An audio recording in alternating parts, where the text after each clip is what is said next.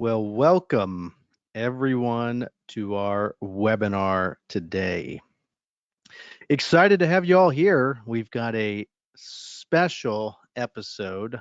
Um, I think they're all special, but this one, a highly requested topic about unexpected retirement and all of the things that you have to be aware of if something, one, you're afraid of that, but two, if you are facing it, if it's a reality for you. Yeah, I think it's important, anyone, even if you're not overly concerned about it, to be thinking about it as something that could happen. And all it is us, especially as we're going through the planning process, just going through and being aware of what if this happens. And that's it. But it's a definitely something that I think everyone should have on their radar as they are preparing for retirement. Well, my name is Matt Wilson. I am the president and chief investment officer here at Keen Wealth Advisors. And we are a fiduciary financial planning and investment management firm located here in Overland Park, Kansas. And we have clients across the nation, but we have our headquarters here in Overland Park. And we specialize in helping people go from dependent on a job and working to independent and retired. And so what does that mean? Well, as people approach retirement, that's when we start engaging with them and helping them get all their ducks in a row as they prepare for retirement. And then we help them transition into it. And then throughout retirement, there's so many different things that people have to be aware of when it comes to preparing for retirement. And then as you transition and go through it, from a tax planning perspective, from a financial planning perspective, from an investment management perspective, so many different things. And the rules are constantly changing. So it's something that we like to put out these webinars. We also host live events where we're talking about these different things. So hopefully you're able to come away with additional knowledge that you otherwise didn't have, or confirm something if that's what you were thinking about. But just know that utilize us as a resource. We're happy to have a conversation with anybody, chat about any questions that you have. It's these webinars are great. I enjoy doing them, but they can be difficult to really hone in on a specific question that someone might have, because everyone's situation is different. You have unique circumstances that impact the solutions, and not every solution is the right fit for everybody. Well, along those lines of additional educational content, check out our website, keenwealthadvisors.com. Head on over to the retirement resources tab and check out the blog posts, the podcast episodes, and other topics that we have, and just be aware of what we've got out there. And if you haven't subscribed yet, I encourage you to do so. And then also, if you'd like a copy of Mr. Keen's best-selling book, Keen on Retirement, Engineering the Second Half of Your Life, shoot me a note, mwilson@keenwealthadvisors.com. Happy to get a copy sent out to you. And whether that's for yourself or someone else that you think would enjoy a copy, happy to send that out to you at our expense. And then lastly, we are building out our YouTube channel. Yeah, I encourage all of you to check it out, youtube.com/at Keen Wealth Advisors. That looks like that's the URL. And we will be publishing, we haven't posted them yet, working on the just a few little touch-up pieces to them, but publishing video versions of our podcast and also additional content as as things come up, and timely content that we see fit for our viewers and listeners. Well, today's webinar: are you being forced to retire early for any reason?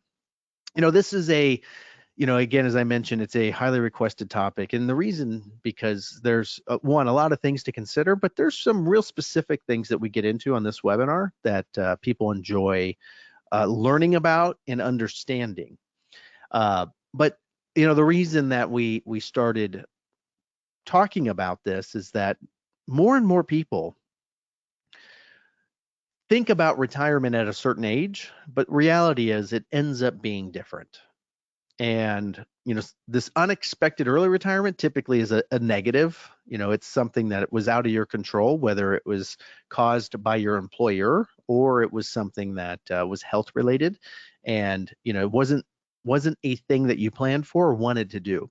Now, we have early retirements as something that happens for a lot of folks, but those can be because it was their choice.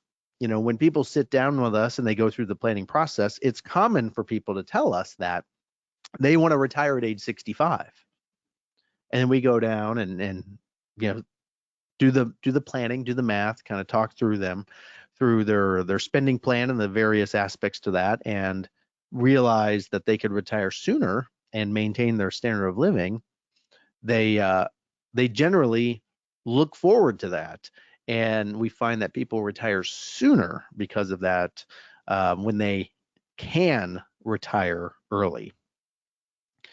So what are the key issues that you have to be aware of if you're facing an unexpected early retirement? Well, health insurance is a big one. Whether you're pre-Medicare, so pre-65, having to evaluate COBRA or the exchanges.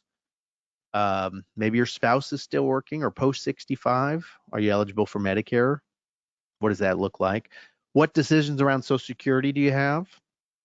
Eligible at age 62, can delay it up to age 70. If you have a pension, what does that look like? What about debt, liabilities? What investment decisions do we need to make? How are our accounts allocated? And then, if we do need to pull money out of the portfolio, what's the spending plan look like? And how are taxes going to impact some of our decisions? But the first thing, if you're faced with an unexpected early retirement, the first thing to do is to start with a net worth statement. So it's just a blank piece of paper is the simplest way to do it. List out all your assets and list out all your liabilities, and the difference between the two gives us your net worth. But the reason, it's good to be aware of, okay, what do I have? And then what type of account is it from an asset standpoint, or what type of asset is it? And then from a liability standpoint, mortgages versus consumer debt, just the different types of liabilities. Important to get aware of the balances and the interest rates that make up that. And then, the next thing to think about is, okay, where can I generate income? Am I eligible for Social Security? Do I have a pension? Is my spouse still working? Do I have rental real estate, or maybe some farmland that's generating some income? Just list all of those out and then think about all of your expenses. Just an idea of where the money is going. Those might be annual expenses, they might be monthly expenses, but just kind of list them all out. And it's not about getting rid of any of your expenses. Step one is just getting aware of where the money is going. And then think of it in kind of two different ways. What we call the needs. So these are the things that you have to spend money on no matter what. I mean, it's mortgage, property taxes, property and casualty insurance, property insurance, it's like all of the things that you have to have, list those out, and then list anything that's discretionary that you could live without as wants. And again, not saying that you have to remove any of those things, but just want to be aware of what those are and the two different buckets. And then the last piece of this is to think about the expenses that could increase during retirement.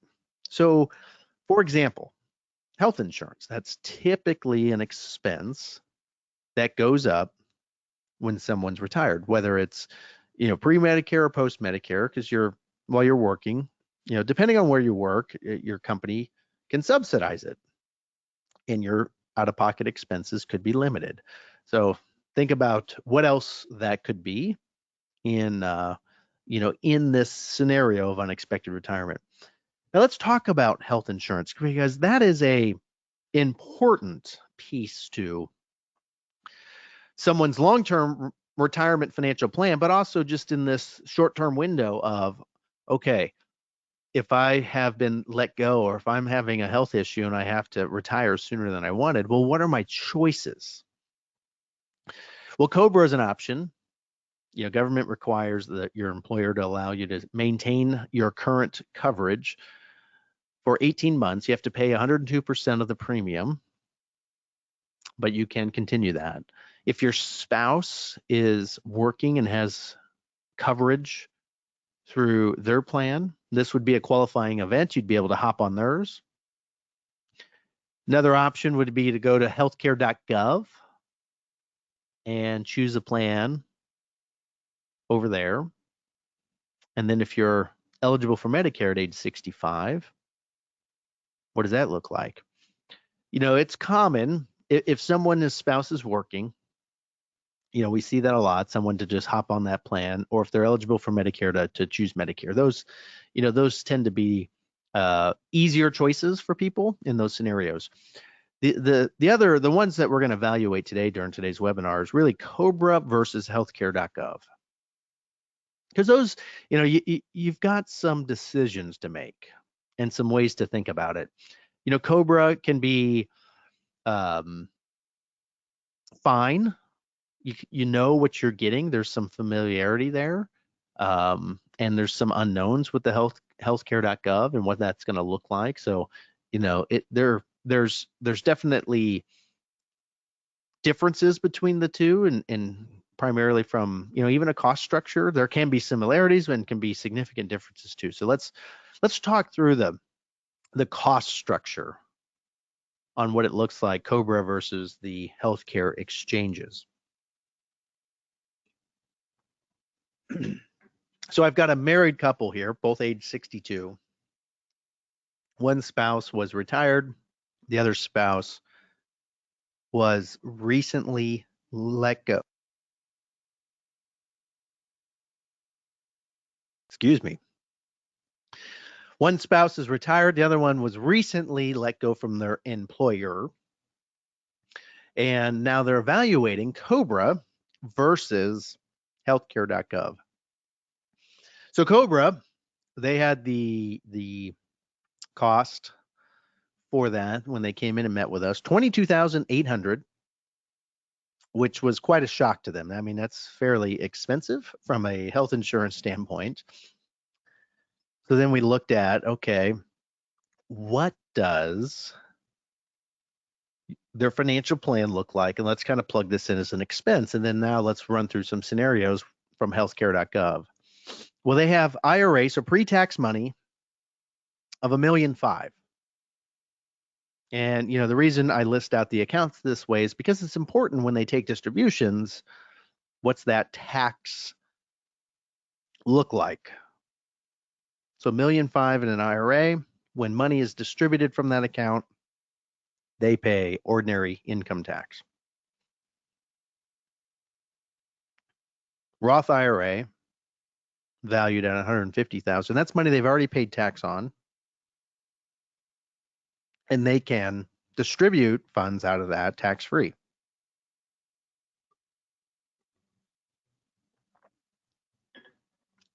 They have a joint account, some money they've already paid tax on. They pay tax each year on dividends and interest, but the basis, what they deposit in that account, no tax associated with that. And they need $120,000 a year to live on. So we ran through the scenarios. We do a lot of tax planning, and we looked at a couple of different things. Okay, if they were to pull out all of their distribution needs from their traditional IRA, so pre-tax money, The federal and state taxes would be about $20,000. So $140,000 would be the gross distribution. And that's important because if you go to healthcare.gov and you start looking at health insurance plans, what they're going to ask you some questions like zip code, then they're going to ask ages and how many people, and then some just very, very basic health questions, tobacco user, things like that. And then they're going to ask for your adjusted gross income. So that's on the first page of the 1040, and that's before deductions get factored in. So their adjusted gross income, $140,000. So based on that information, their plan on healthcare.gov would be just under $11,500 a year in 2024. And you can look at those plans in a couple of different ways. They will add in a yearly cost, as a estimate on yearly cost based on some sort of use, whether it's what they call is little, medium, or high usage. And this is based on someone with medium usage, routine doctor's visits, but no major surgeries, no ER visits, no hospital visits, no extended stays, things like that. That's what I used for this, and came up with a premium plus deductible cost of around $11,500. And this is subsidized too, by the way.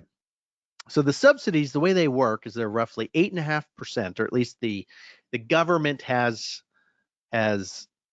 backed into where they say your health care shouldn't cost more than 8.5% of your adjusted gross income. And if you look at that, that's about where that falls in. So they are qualifying for a subsidy, because without a subsidy, it would be very close to the COBRA expense from a monthly premium standpoint, and then you'd have your deductibles on top of that. So fairly expensive without any subsidies factored in. But it's high as a percentage of their after-tax income. It is a large piece of their income that increased in this unexpected retirement scenario. So then what we did is we looked at with them and said, okay, well, let's see if we can increase the amount of subsidy that you receive. So this alternative scenario, we're going to pull the income needs from their after-tax account, and there's no tax liability associated with that. There would be if they had capital gains, but really actually in their bracket, capital gains, no tax. I've got a slide on that here in a little bit, but there could be with some capital gains in this. For this example, for this couple, this money's in savings accounts, just earning some interest, which is taxable, but it's not encumbered by any capital gains. Now, you might think, oh, well, that'd be great. They'd have no income, because the way the subsidies work, they don't care about assets, they care about income. And you'd probably get the maximum subsidy if you had no income. But that is not correct. Your subsidy, is based on your income, but if your income is too low, then the calculator, the system, tells you should go talk to Medicaid, because if your income's that low, that's the solution. So you have to have a minimum amount of income to qualify for a subsidy. Medicaid is asset-based as well, so they wouldn't qualify for Medicaid. So we want to generate a little bit of income.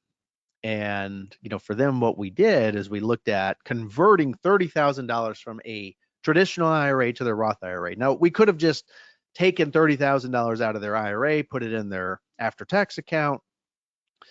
That was an option, but what we really wanted to evaluate was putting more and more money in the tax-free bucket.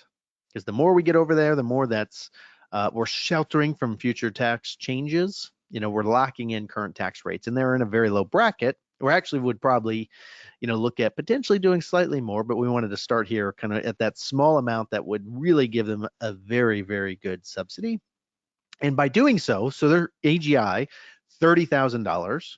When we plug that into the healthcare.gov calculator, their insurance premium plus deductible now is reduced to just under $2,700 for the year. So a significant decrease in healthcare costs, even from the first example, which had a subsidy with it.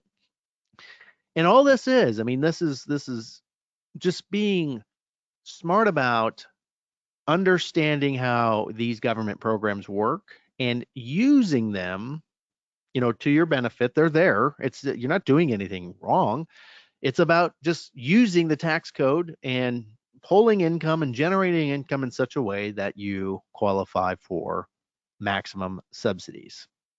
This is something that we discuss and work with a lot of our clients on to make sure that if they're looking at the healthcare exchanges, that we are maximizing the subsidies for them to the extent that we can. Now let's talk about some other items. The income sources you think about with your unexpected retirement. Social Security, how does that look? How does that factor in? How does a pension? Things to think about. Your investments, allocation, how do you get money out of them?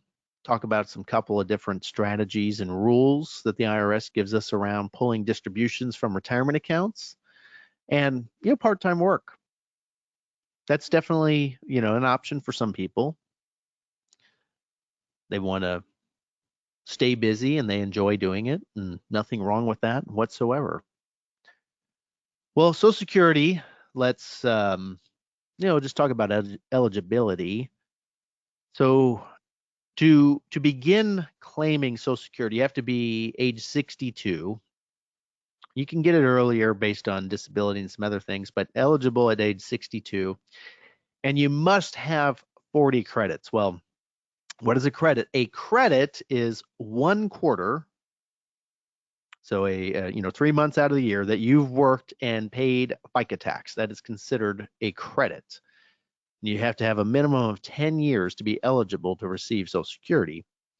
And then the calculation, so the amount that you receive on a monthly basis, is based on your 35 highest years of earnings. If you go to ssa.gov, you can pull up your statements, you can pull up your earnings history. You can also, if you do receive them in the mail, typically they will display those on those statements and you can review them. And you'll see, 2 different line items. Typically it'll be your health insurance, or excuse me, your Social Security amount. That's the amount that you paid in based on the wages that you earned up to the cap, because there's a cap every year on your Social Security wages. And then you'll see your Medicare wages, which there is no cap on. It's going to see those side by side when you look at the statements. And then every single month you delay your benefits. So again, you're eligible to age 62, you can delay it up to age 70. So that 8-year window, every single month you delay, you receive an increase in your Social Security benefit. So think about that when you're thinking about claiming Social Security. Think about life expectancy and longevity, but also think about the survivor's benefit, because your surviving spouse is eligible to receive the higher of the 2 benefits. So if you pass away and you were receiving more Social Security than they were, then they'll get your Social Security payment. Theirs would go away. So, the net household income goes down, but they would get the higher of the 2. And if you wait and maximize yours and wait till age 70, well, that's what the survivor benefit is based on. And if you claim it early, that survivor benefit would be reduced, because again, it's based on what that amount is, but also you have to be aware of the earnings test. So that's the amount of income that you can earn while claiming Social Security before your full retirement age. And if you earn too much, they penalize you. $1 for every $2 over, and the amount is, roughly $20,000. So it's a pretty low threshold. So think about that if you're going to claim Social Security and keep working prior to your full retirement age. Now, Social Security also has, it's discussed a lot. Has cost of living increases associated with it. Also, it's as guaranteed as anything. Government's always paid it, hasn't defaulted on it. I know there's talks of Social Security running out of money, and if they don't do anything, yeah, that would be the case. I mean, it's a government mandate to pay it, and I don't see a scenario that they just don't do anything. I do believe that they are going to make changes to it. I don't think any of those changes are going to be anytime soon. I think it's going to come down to the last minute. And I also don't think they're going to make significant changes to the current beneficiaries that are receiving Social Security. I think most of the changes will be geared towards the younger generation, whether that's increasing the payroll tax. So right now, as an employee, W-2 employee, you pay half of the payroll tax, and then your employer pays the other half, and that combination is what goes into Social Security and Medicare. I could see them increasing that. I could see them getting rid of the cap on the Social Security portion of the payroll tax. I could see them increasing the full retirement age. I could see them increasing the age at which you qualify for your maximum benefit. So going from age 70 up to maybe 75. All of those things, I think, and there's a combination of a lot of them that people kind of play around with and discuss, that would lead to the Social Security trust funds continuing to increase, or at least not go to zero if they were to make adjustments. And the sooner they make the adjustments, the better. But that is a future problem that Congress is not too worried about currently. Now, here's some of the numbers on Social Security. If you think about claiming it early versus delaying it, one of the major components to that calculation and that decision is, how long do you think you're going to live? We can back into the right answer. If we knew the date of death, we can tell you exactly what you should do.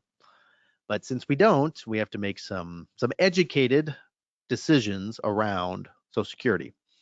So what I have here is on the left-hand side of this graph, the age at which you begin benefits, and this is based on someone receiving $2,000 a month and their full retirement age at age 67. If they were to pass away at age 70, cumulative lifetime benefits are maximized by claiming at age 62. Same as if you were to pass away at age 75. So what that means is you'd be better off starting it earlier to maximize your cumulative lifetime benefits. This doesn't factor in survivor benefits. So if you are married, that is a component, but this is primarily just looking at your cumulative lifetime benefits. Once you hit age 80, then you're looking kind of right around where full retirement age maximizes your benefits. And then once you live beyond your early 80s, your lifetime benefits are maximized by delaying up to age 70. Kind of see the different numbers there in the circles.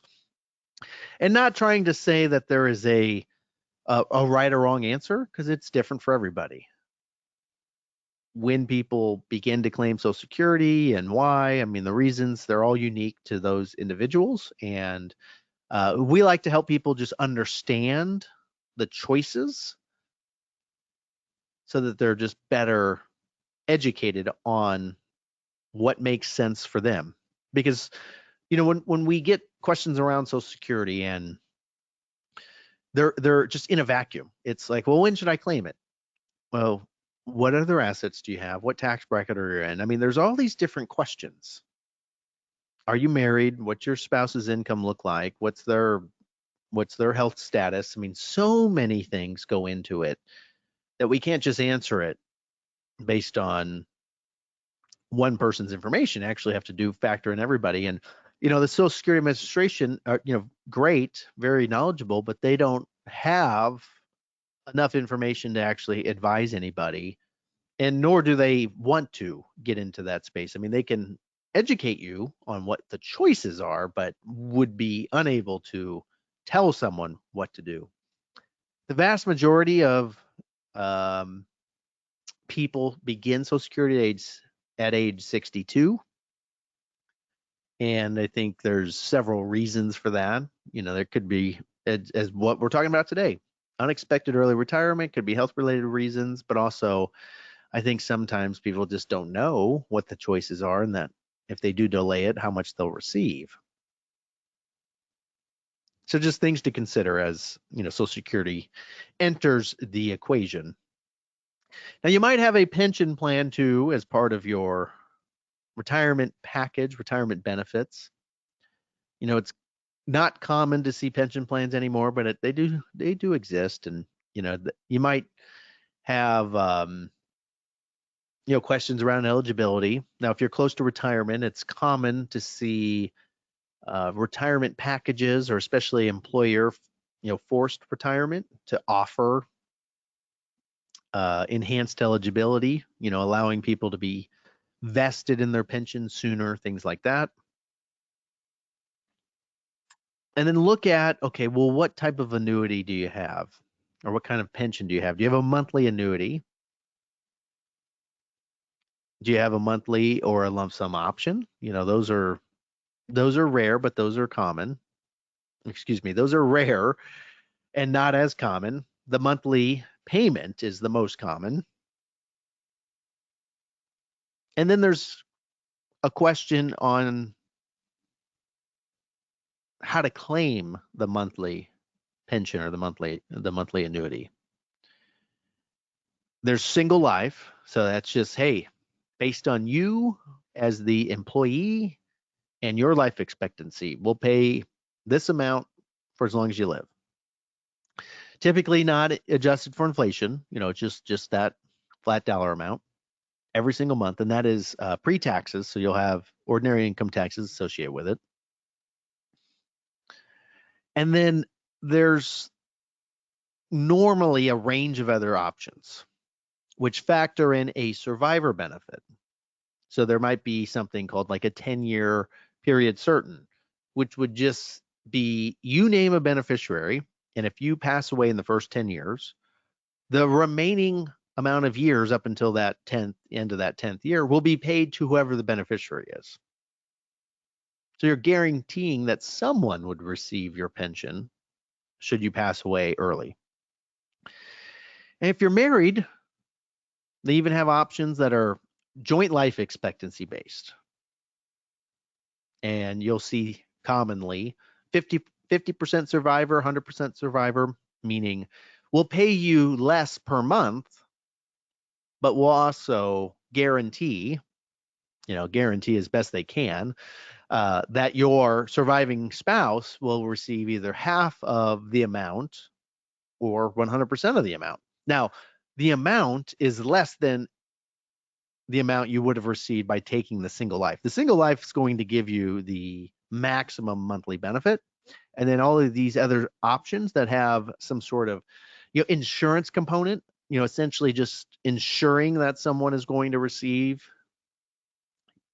your pension for a period of time, whether it's that 10-year period certain or it's your spouse and it's the rest of their life, that has a cost, and the amounts that you receive as the participant, as the employee who's retiring, is less.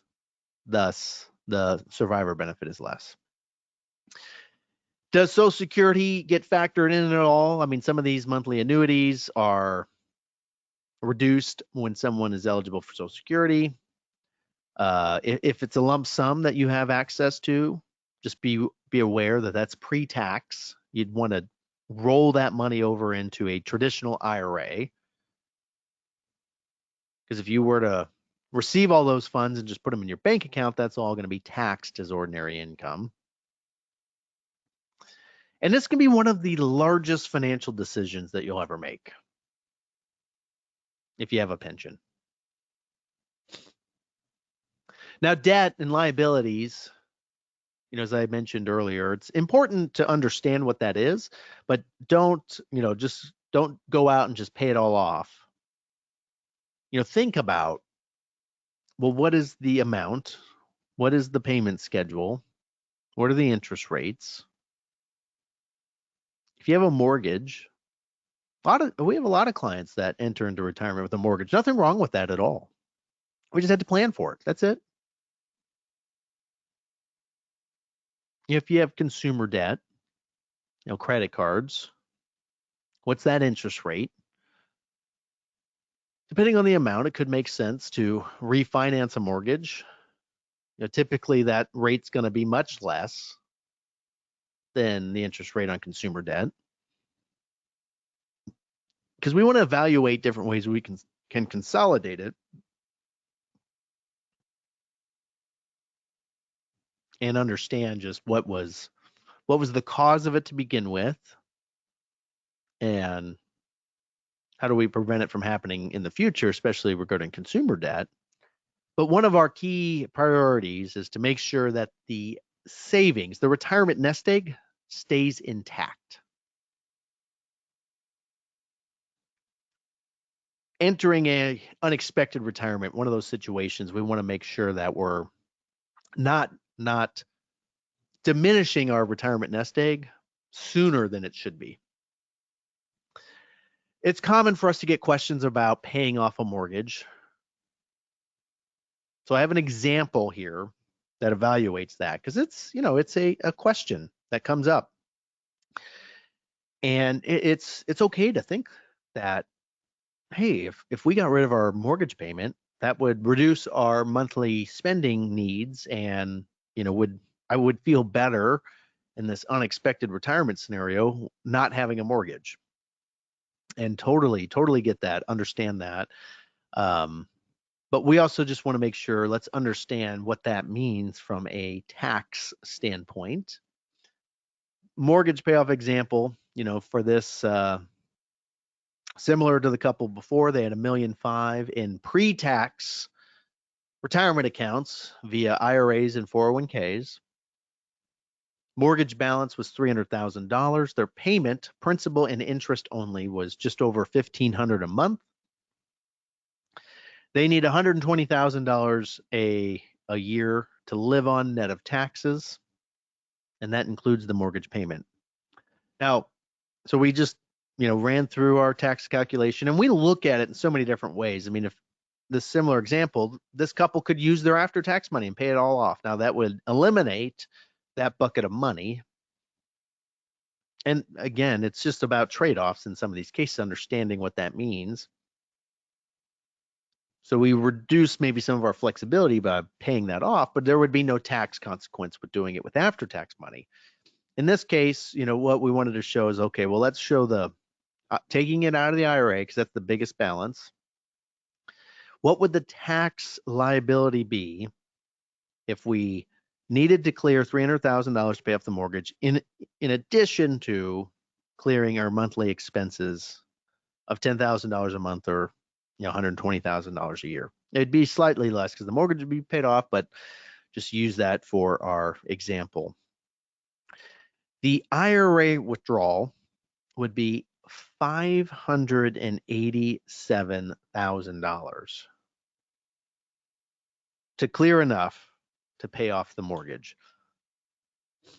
So that is a significant amount to come out of your retirement nest egg, almost 40% of it, to pay off the mortgage, where the monthly payments, if you annualize them, they only represent just over 1% of their total. So when we talked to them about that, they were understanding the significant amount of tax that would be, that would cost them to pay it off. And what they had a low rate too, evaluated, okay, refinancing, everything else, and it made sense to continue to just pay the mortgage for now. And we'll keep talking to them about it, and we can always throw lump sums at it, small amounts over time, figure out ways to pay it off quicker, but that isn't going to trigger as much tax liability as the lump sum pay it off option would. Another item that comes up, another issue when someone's faced with an unexpected retirement is investment decisions. It's what do we do with our investments? And, it can be a stressful time because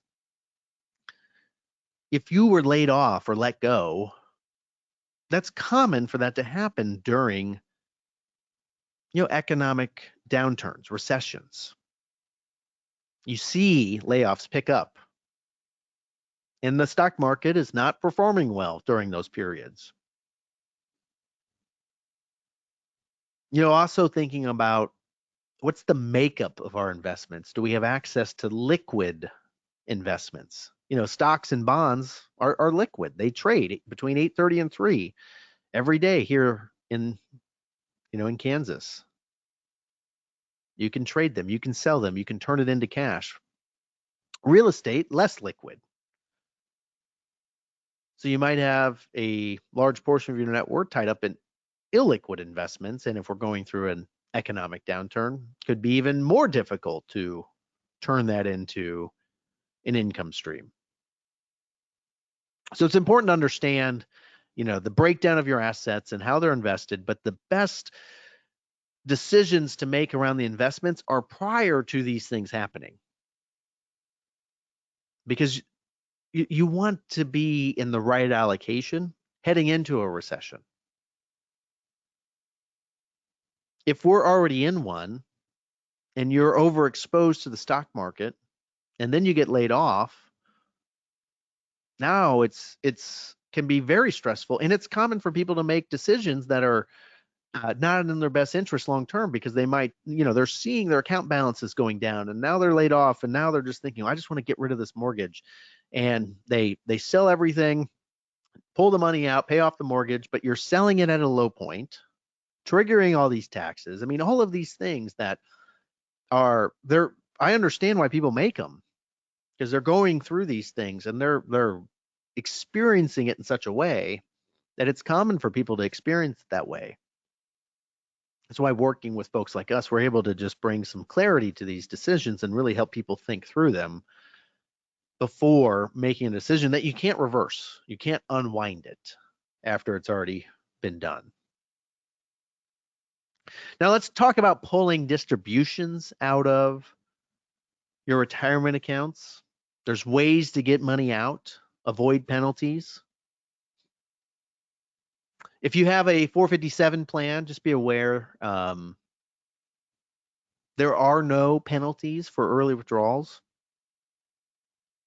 So even if you've separated from service, it'd be good to maintain those up until age 59 and a half. Those are commonly seen at state and local governments at that level. Don't, they're not available at the corporate level or at, your typical business. So if you're thinking about rolling those funds over to a traditional IRA, just be aware that traditional IRA has a penalty associated with distributions taken out of those accounts prior to 59 and a half, and the 457 does not. Now we also have the rule of 55 and 72T. So let's talk about those. Well, rule of 55 applies to taking distributions out of your employer sponsored retirement plan. So your 401k, 403b, those are the most common ones. And what the rule is that if you separate from service and you're over the age of 55 at the time, so that's a key component. You have to be over the age of 55 when you separate from service. If you separate from service and you're age 54, but then don't take distributions until you're age 55, you're still subject to the 10% penalty. So be aware of that. But if you are over 55 and you separate from service, you can avoid the 10% penalty if you leave the funds in the retirement plan and then take a distribution. Now, you must pay income tax on the withdrawals. It doesn't apply to IRAs. The funds have to stay inside that retirement plan. So be aware of that before you think about rolling the funds over to a traditional IRA. There's also another strategy. Okay, if you have money in a traditional IRA at this point, none of those previous scenarios are options available to you. You can set up what are called 72T distributions, and those can begin at any age. And the way it works is you must take what they call substantially equal periodic payments for a minimum of 5 years or until you're 59 and a half, whichever period is longer. So if you begin at age 50, you have to continue on this process until you're 59 and a half. And the payments have to be the same every single year. And there's a formula. And it's based on your age and a interest rate that the government publishes called the federal midterm rate. So, there's calculators online. Just make sure you're using the right interest rate. Every single month, they update that interest rate. And you can separate your IRA into multiple IRAs to establish these 72T distributions and not, have 72T be part of one IRA, but not part of another. And if you were to modify the distributions on the accounts that had a 72T schedule associated with them, you would be subject to a 10% penalty for all the distributions taken prior to age 59 and a half. So a significant penalty and one to avoid. So I have an example here. I think it's helpful for folks to understand these concepts with an example. So I have Sue, 54 years old, and she has 1.1 million in her IRA. She is working part-time, making $48,000 a year, but she also needs to tap into her IRA for additional $24,000. And she was thinking, well, if I took it out, I'm going to have to pay this 10% penalty. Well, yes, that's true if you did not set up what's called a 72T payment schedule. So we talked to her about this, and we set up a 72T payment schedule, or at least we did the calculations first. And our very first calculation was to back into how much money does she have to have in an IRA based on the formula to generate $24,000. This isn't about, interest or income or an investment. The formula is, okay, you have an account balance worth a certain dollar amount based on your age and this interest rate. Here's how much you can pull out each year. And when we backed into that dollar amount, it ended up being $400,000 based on current interest rates. So then what we did with Sue is we said, okay, what we would do is we'd take your one IRA with 1.1 million and we'd separate it out into two IRAs. IRA number one would have $400,000 in it. IRA number two would have $700,000 in it. And why would we do that? Well, IRA number one, she's going to pull out $24,000 a year up until she's 59 and a half. Has to be the same. You can't have cost of living increases or anything like that. If we just left the 1.1 million in one IRA and only took out the 24,000, it's still, that whole IRA is part of this 72T payment plan and you can't interrupt it. So if you took out extra money, it's going to mess the whole thing up. By separating it into two IRAs, IRA number two doesn't have the 72T restrictions associated with. So if she did need extra money in the future, she could pull it out and just pay the penalty on that amount that she withdrew from IRA number two.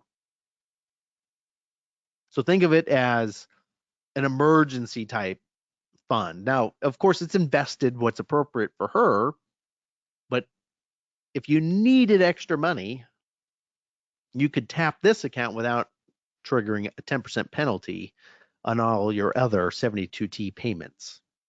You could also set it up as another 72T payment stream. So there's ways to access funds prior to 59.5 and avoid the penalty and still provide flexibility from a financial planning perspective. Important to make sure that you're utilizing, the tax system to your benefit. Kind of talked about the ACA planning. If you're in a low tax bracket, you do get favorable treatment from long-term capital gains and qualified dividends. Also important to consider Roth conversions. If you're married filing jointly and your income is less than $94,000, your taxable income, you'll pay zero tax on qualified dividends and long-term capital gains to the extent that they don't exceed $94,000.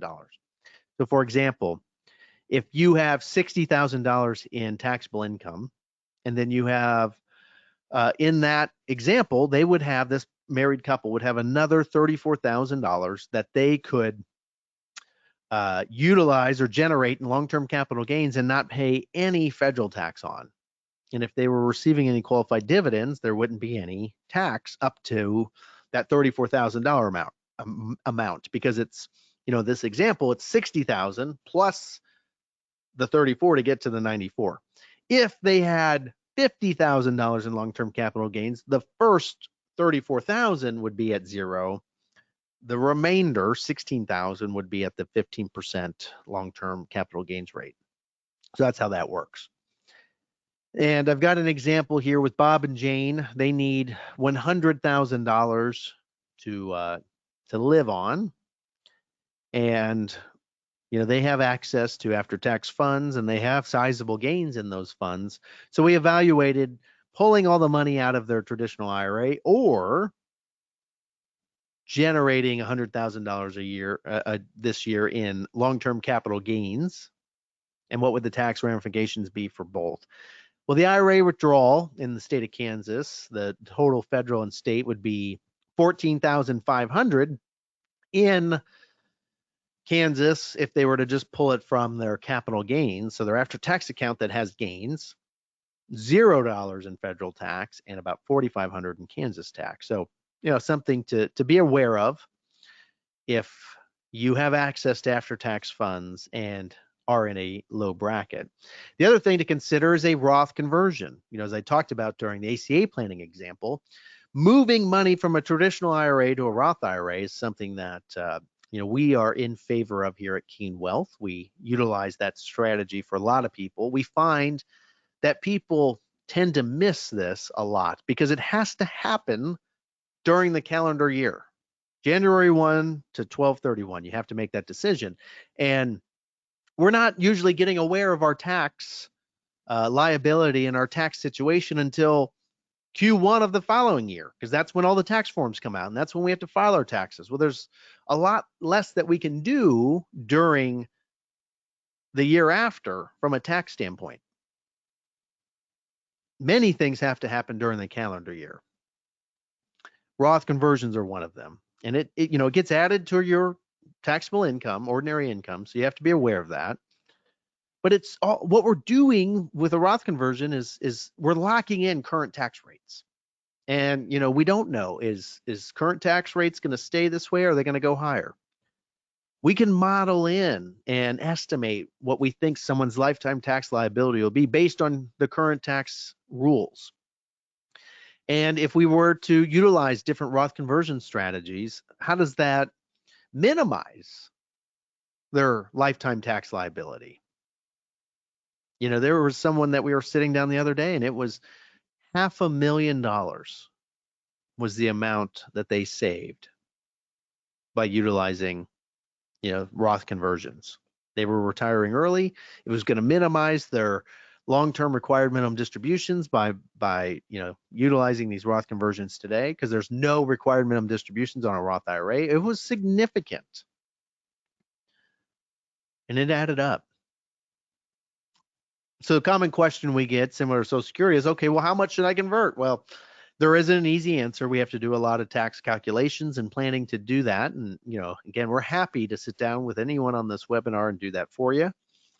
But one way to think about it is, well, what if I just whatever bracket I'm in, if I'm in the 22% tax bracket, what if I just generated enough of a Roth conversion to get to the top of that 22% bracket? That's one way to think about it. I have these orange lines here, that's between the 24 and 32% bracket. As you get into the 32% and higher, it becomes maybe harder to justify a Roth conversion. Now that's based on current tax law, and also a big factor is how you feel or what you think about future taxes, if you think they're going higher or lower. Because if you think they're going higher, then we should really consider a current year Roth conversion. Other situations that are helpful for people to think about from a Roth conversion standpoint. Well, if you're a business owner and you have a low year from a sales or revenue standpoint, or if you have a lot of expenses one year. Also, as a individual or married couple, if you have a significant amount of non-recurring medical bills, I mean, even if they're recurring, I guess if you're in a low bracket, think about a Roth conversion.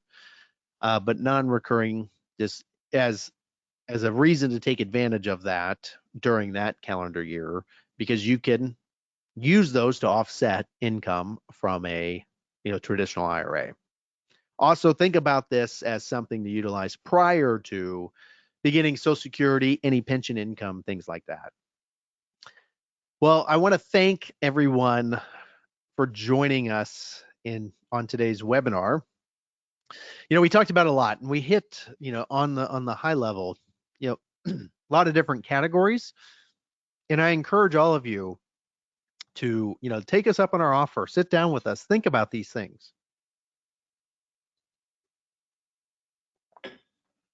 It's important to become aware, excuse me, of the options that you have and the choices that you're facing, especially if